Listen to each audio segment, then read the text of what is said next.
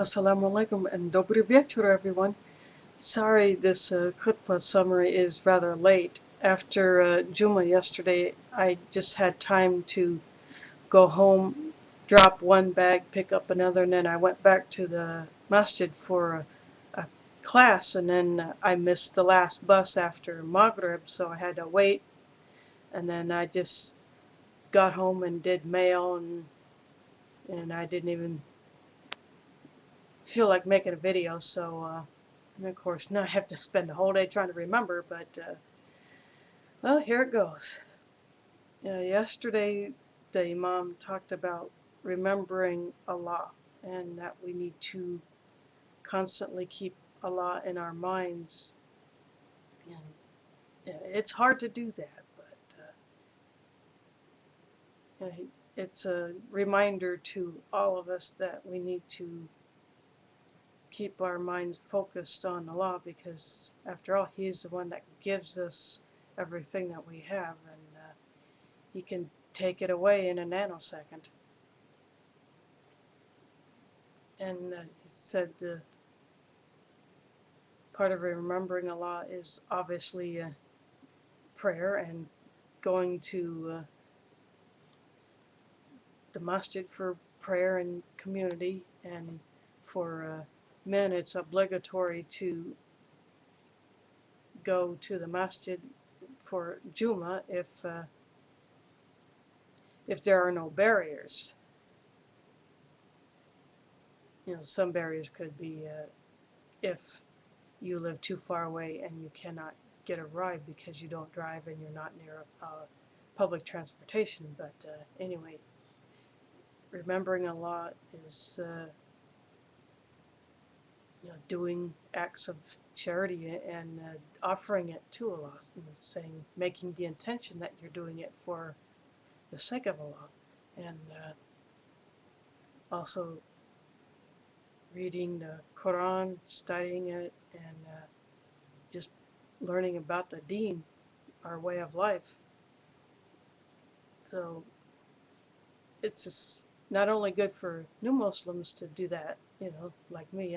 I'm still green at this. I'm still working on it. So I have a long way to go. But it's good for all Muslims to do, because after all, they have to be the example for the next generation, and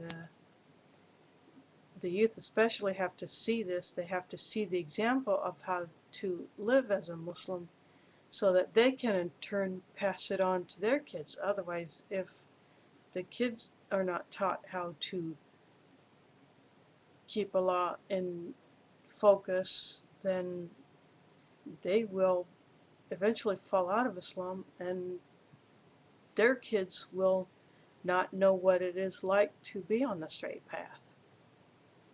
So,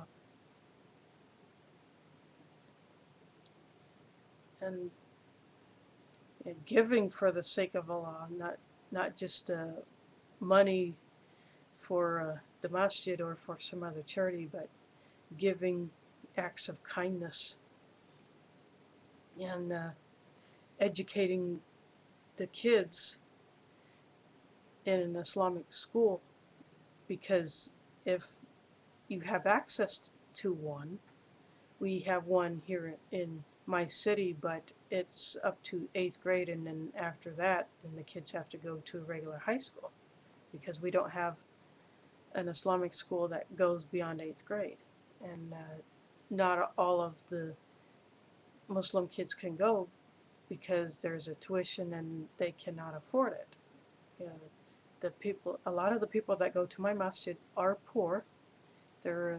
Many of them are immigrants, and so it takes an effort to get donations for this. And now we are looking for a sister to help teach the Arabic classes and Islamic studies, such as the Quran and about the prophets and all that. But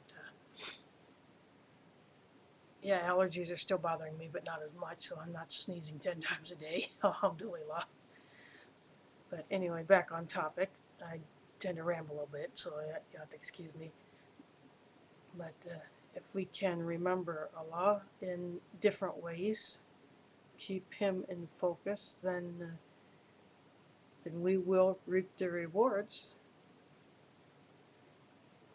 Because like that one hadith says, I don't remember the sources. I'm not good at doing the narrative chains or anything like that, but every step that one walks to the masjid for prayer, either you get one sin forgiven or you get some reward. I don't remember exactly what it is. I'm sure those of you who have been around the Islamic bloc a time or three can correct me on that one, but it's too far for me to walk, so I ride the bus. So I was talking to someone online about it, and he told me that every rotation of the bus tire could equal a step or a reward from Allah. I don't know if that's true or not. There are no buses in Muhammad's day, so and they just had camel transit, or maybe a horse or donkey, or your size 10s or whatever size you wear.